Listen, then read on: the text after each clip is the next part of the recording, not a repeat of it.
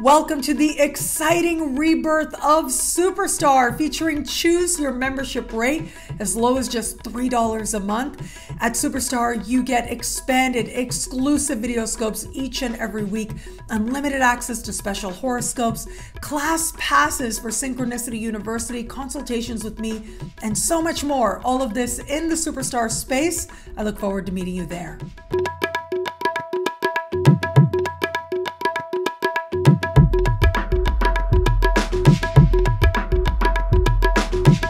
Hello, fabulous friends, fans, and superstars. Welcome to your horoscope for the week of March 14, 2021.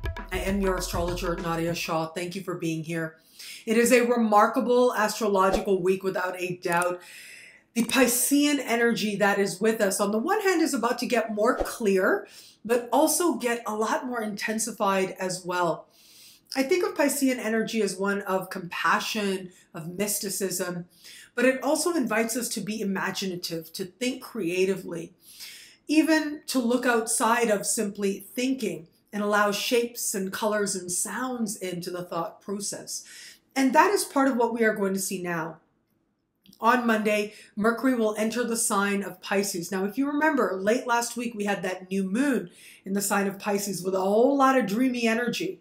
That new moon that I spoke about last week was happening hand in hand with Neptune and Venus. So dreams, magic felt very strong. It is now with Mercury entering the sign of Pisces that we are going to be invited to think through the energy, to make a plan. It's wonderful to have a dream. Now, how are we going to conceptualize what it is that we feel so that we're able to then bring it forward to other levels of our existence? It's one thing to have compassion. It's another thing to express ourselves, to communicate compassionately. It's one thing to have belief and imagination and a sense of connection to magic. It is another to allow that magic to infuse different areas of life so you're able to live magically. One is a feeling or a hope or a wish. Another is a lived experience. And Mercury in many ways invites us to live the experience. We often think of Mercury as connected only to mind, as ruler of the sign of Gemini, but Mercury is also ruler of an earth sign, the sign of Virgo.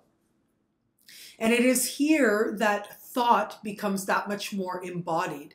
It becomes one of greater depth, greater analysis. Now, in the opposite sign of Virgo, which is Pisces, well, sometimes some of that analysis and embodiment can feel a little bit less tangible, and yet still, with Mercury in the sign of Pisces, we are going to be invited to make a plan based on what has so far been inspiration and hopes and wishes.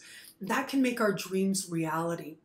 And I feel like this Piscean energy and how we're going to access it and channel it to our advantage is going to be especially strong, with some other things playing out this week as well. On Tuesday, the Sun will speak in harmony with Pluto.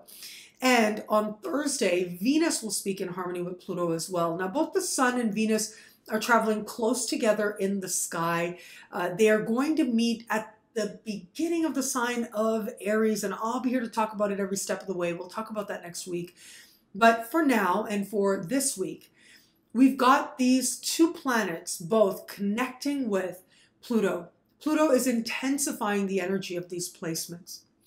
And so with Pluto connecting to the Sun, it brings focus to the will. It allows us to understand how, if we focus our energies, we can make great things possible. We can take what otherwise is a dream, a Piscean dream, and with intention, make it count for something.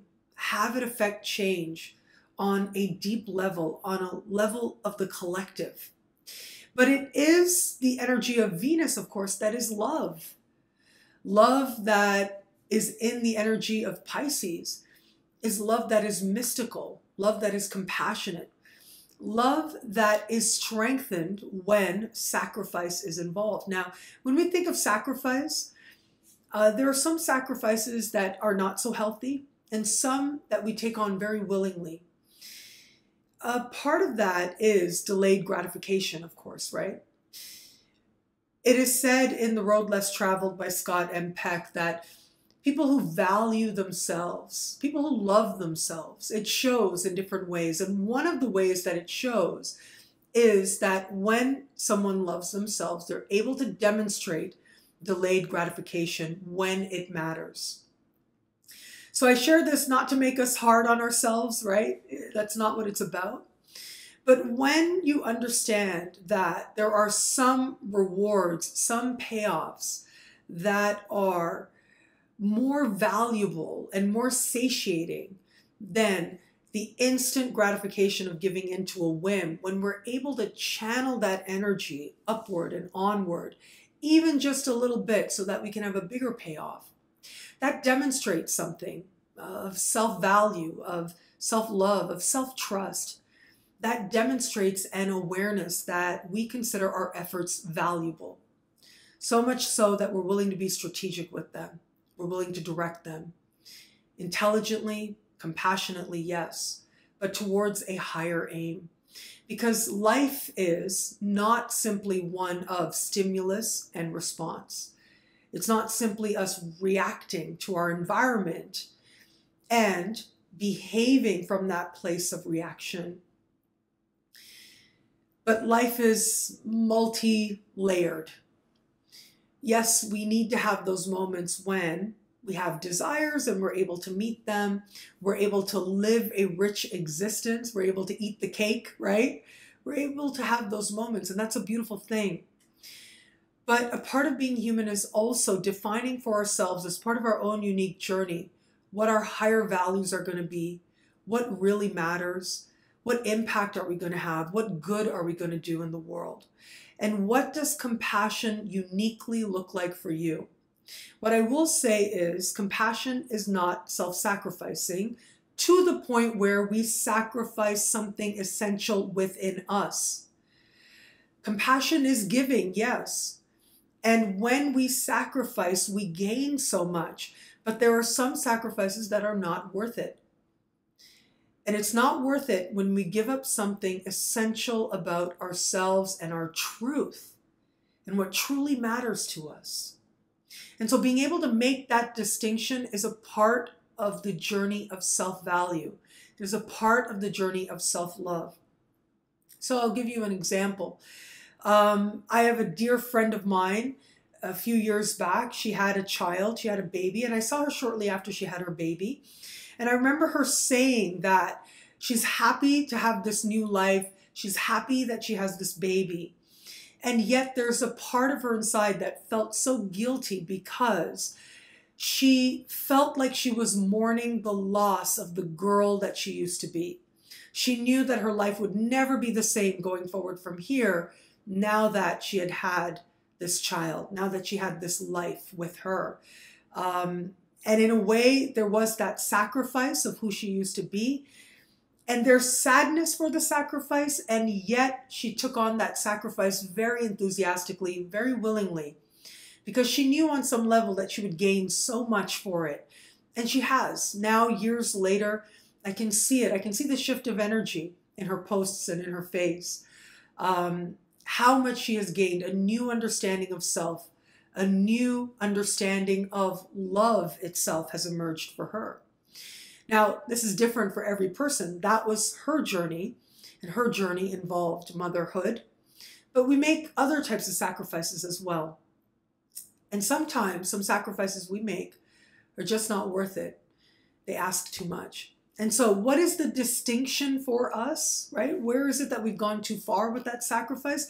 I feel like Mercury is going to allow some perspective to help us, but it really is Pluto that allows us to get to the truth, that allows us to transform our perspective, that allows us to understand how to be effective towards channeling and creating meaningful change for other people, but also helping us to get clear on what sacrifices are worth it.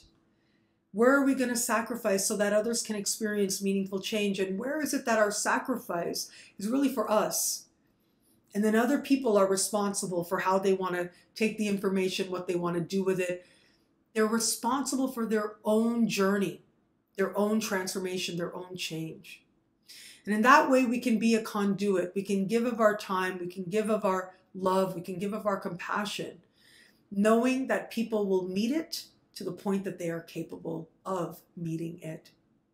And so this is what it means to be effective, to be perceptive, to have that depth of understanding, to understand how it is that your actions, when intelligently aligned, can be that much more effective, but also bring you calm, bring you peace, help you to feel more connected to a spirit of love itself.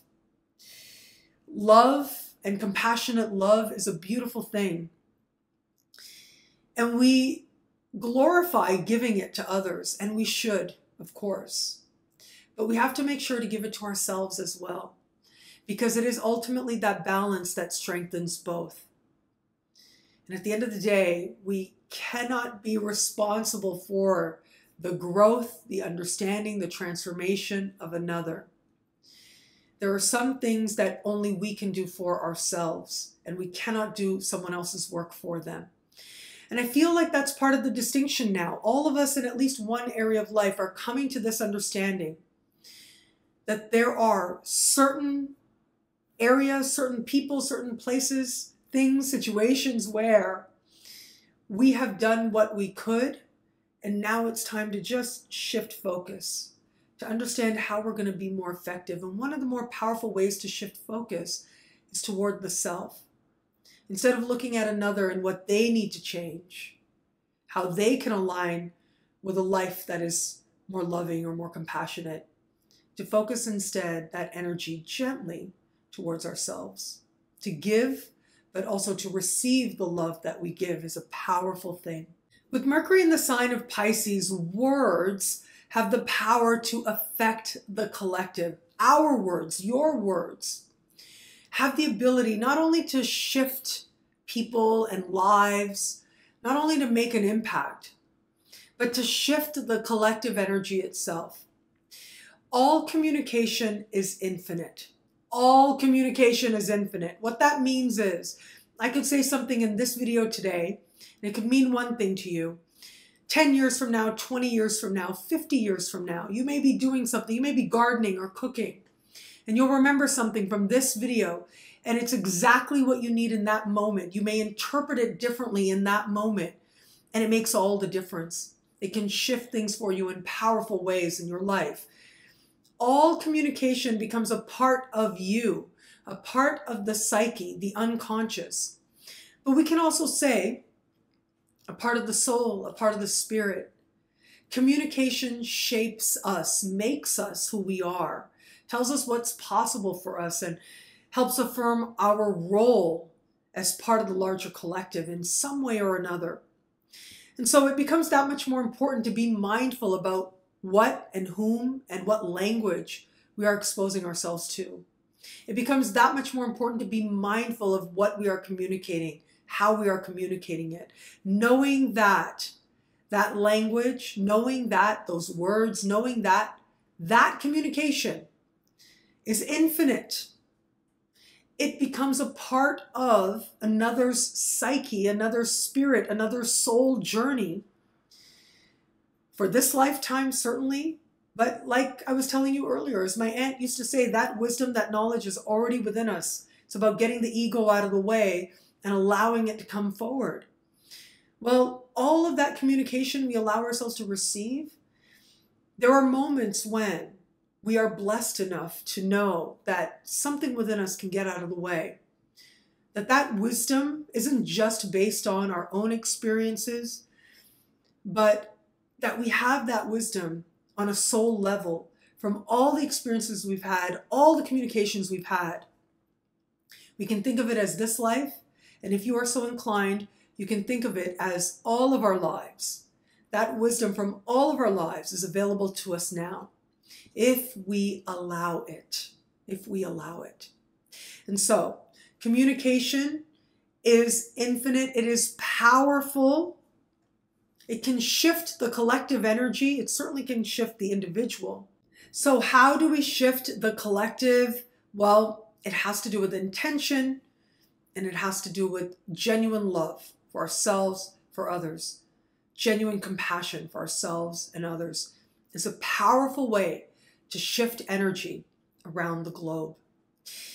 Now, what we also have happening in the sky is going to remind us of the power of language as well, happening on Wednesday. If you remember last week, I was telling you about Mars moving through the sign of Gemini, how this would activate key eclipse points, upcoming and past. Well, it is going to be this week, right around Wednesday, that Mars is going to move over the previous eclipse point of November 30th. That was when we had a lunar eclipse in the sign of Gemini. Mars right now in the sign of Gemini is going to move over that eclipse point and help us to see the events in our lives of late November differently in some way. For some, this is going to be another look. For some, this is going to be a further step, a further empowerment. For others, this is going to get our passions up and have us feeling all kinds of things connected to and based on seeing the events of late November, early December in our lives differently. But for others still, this is going to be genuine empowerment and inspiration, a sense of being spurred forward, a sense of knowing that an idea or an insight that comes is never wasted, a sense of knowing that, again, communication is infinite. Gemini, the energy of communication itself. Now with Mars activating that lunar eclipse point, we're getting a whole new look and a whole new understanding of what has been communicated to us and what we're going to do about it. And especially what we're going to do about it moving forward from here. So there is now excitement with Mars in the sign of Gemini. There's curiosity. There's connection. There's a desire for people to connect with each other. Now, what that's going to mean, especially how that connects to the events of late November, early December, that is going to start to be revealed now. And for the collective as well, look, the energy of Gemini is what information is being shared. We've got Mercury, the ruling planet of Gemini in Pisces. What is being shared is not necessarily clear, may not necessarily make a whole lot of sense, unless we're talking about things related to compassion and mysticism. Simply looking at the symbols playing out right now, with Mercury and Pisces and this Mars and Gemini eclipse activation, I feel like there's a whole lot of emotion, there's a whole lot of energy here, but may not necessarily be a whole lot of mind level clarity. But yes, in some way, we as a collective and in our individual journeys are going to be looking back, are going to be reconsidering, recalculating really, the events that took place in our lives, late November, early December, what we realized about ourselves, about others, what we realized about the power of expression, of communication. It could be that something that was communicated to us back in late November, early December comes back around in some way for our further clarity, our further insights, our further affirmation and understanding. Certainly, this is going to be karmic events. Eclipses are karmic events. They are events that ultimately align us with a higher, more loving vision for our lives. I think of eclipses and the nodes as aligning us with a path of greater love and greater wisdom, even when it doesn't seem that way on the surface, even when it seems hard. That is what is happening. So when eclipse points are activated, they become a part of this journey of alignment, of greater love and greater wisdom in the collective, but in our individual journeys as well. And to give you a little bit of a heads up, next week I'm going to be talking about Mars conjunct the North Node, transiting Mars conjunct transiting North Node. It's right around the corner. This is a very powerful energy that we are going to be looking at together. And this also is going to be one of those karmic moments for all of us in our own lives. But this is where the very powerful foreshadowing starts to what's coming up next week, the energy that's building, but what has been there late November, early December, how we are now going to bring this energy forward so that we can find clarity, or at the very least find our personal voice within what may seem unclear on the surface, but actually can be quite simple when we trust our unique journey towards greater love and greater wisdom. Now, finally, at the end of the week, the sun is going to move into the sign of Aries. This brings with it a brand new astrological year, a brand new zodiacal year. So happy International Astrology Day is what they call it. But yes, the sun moving into Aries, this is a burst of fresh energy, the energy of spring.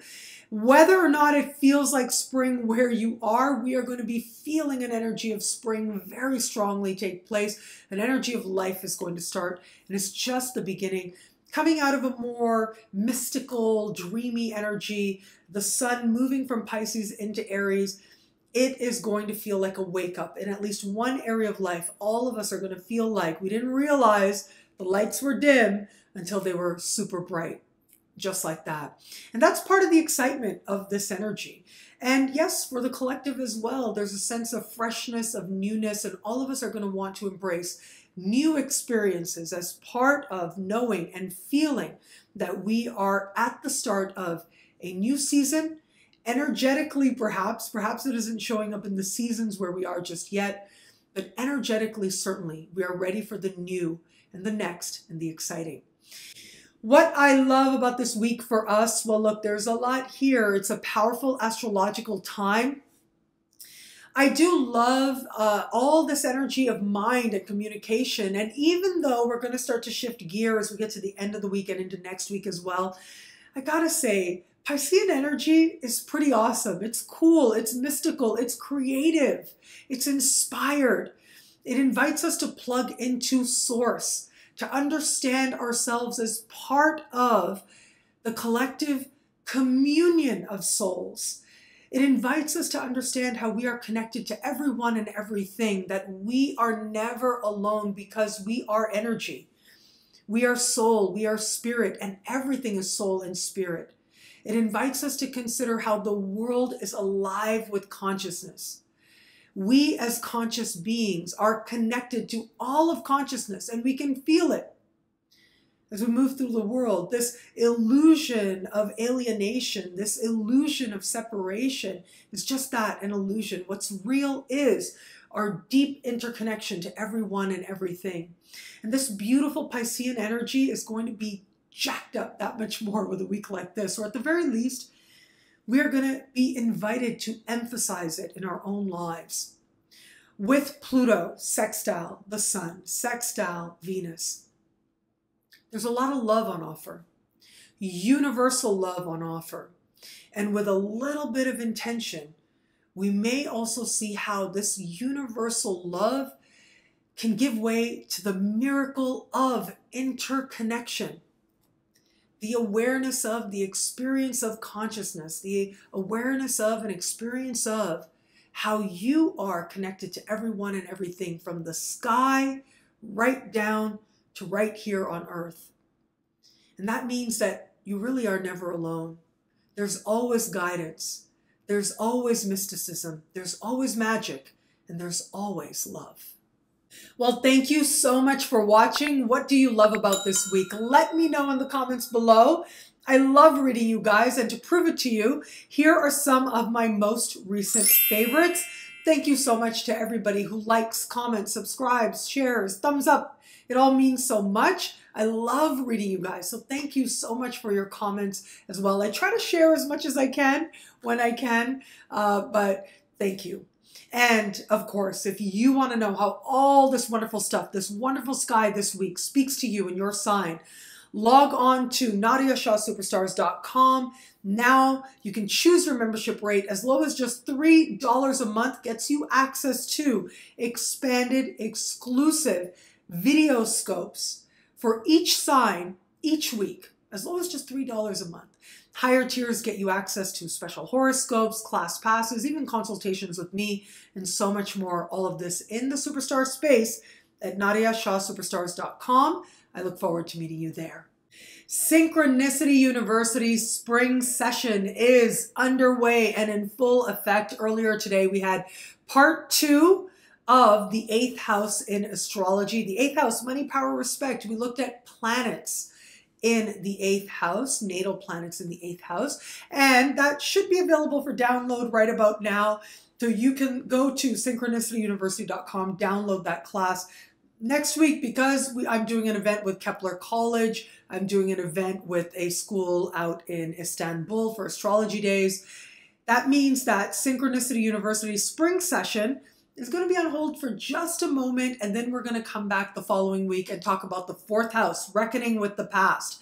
The fourth house, part 1. So there are 3 classes on each of the houses that we're going to go through one at a time as we navigate this year and even into next year as well. But the fourth house, I feel, is so important. It is truly foundational to understanding the chart, to understanding ourselves, the roots of the chart, the most private part of us, and how we approach forgiveness, how we reckon with and resolve and reconcile with the past that we've created, the past of our ancestors, and so much more. So I think of the IC and the fourth house as foundational, as so important too. Understanding the self and understanding how to tap into the power of the chart to help a soul evolve, to help people move forward, and to help us to feel strong within ourselves, to feel at home within ourselves, within our bodies, within our skin. The fourth house is very powerful. So I'm really looking forward to teaching the first class on the fourth house, and that'll be in 2 weeks' time. And you can learn a lot more about that in the other classes as part of this incredible spring session, part 1 and 2, that is now underway at synchronicityuniversity.com. Link is in the description below. Synchronicity University March speaker series is underway with special topics. This week we are going to welcome my friend, world-renowned Feng Shui expert, Katie Weber, talking about Feng Shui and astrology. She is such a dynamic speaker. She's so brilliant. She's so much fun.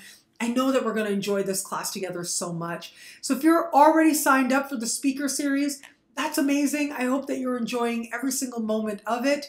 But if it is that you'd like to join us for Katie Weber and astrology, looking at the connection between Feng Shui and astrology, well, you can sign up for that class. Link is in the description below, or visit synchronicityuniversity.com. Now, after Katie, we're going to have 2 upcoming classes. So we're going to have Michael Bryan talk about Kabbalistic tarot, and we're going to have my friend Franco Minitel talk about Viking runes. So runes is a great divination tool as well. All part of the special topic series of the speaker series of Synchronicity University. So again, synchronicityuniversity.com to sign up, or links are in the description below. Check out my upcoming event with mayoastrology.com and use my code NAD50 to get 50% off. This is an all-star weekend. Some of the biggest and brightest names in astrology today are going to be part of this learning weekend. And I hope that you will join us. I'm so grateful. I feel like just very, very grateful to be included in such a notable group of astrologers. So you can find them, mayoastrology.com, and use the code NAD50 to get 50% off registration. I'm not sure. I think that there are a few left. I know that the first 300 people who signed up got the 50% discount when they used a code. And so I hope that there's still some registrations left as part of that 300. But you can check it out. You can try the code and see if it works. And yes, the most brilliant, the brightest astrologers alive today is part of this very special weekend. And I look forward to meeting you there. You can get my take on your unique birth chart by logging on to Cosmogram and checking out my partnership with them. Link is in the description below with Cosmogram. You go onto their site, you enter your birth data, and within hours you get a digital PDF copy of your chart and my interpretation of the different planetary placements. This gives you insight into how I understand your birth chart. Thank you so much to everybody who's ordered this, who loves it, who uses it, and who cherishes it, the wonderful feedback that it's gotten. All of it means so much. So yes, check out my partnership with Cosmogram. Link is in the description below. And thank you. Thank you so much for being here. Thank you for your trust. Thank you for watching. It is such a privilege. It is such a joy to share some part of your sacred journey with you. Thank you. It'll be a great week. Enjoy.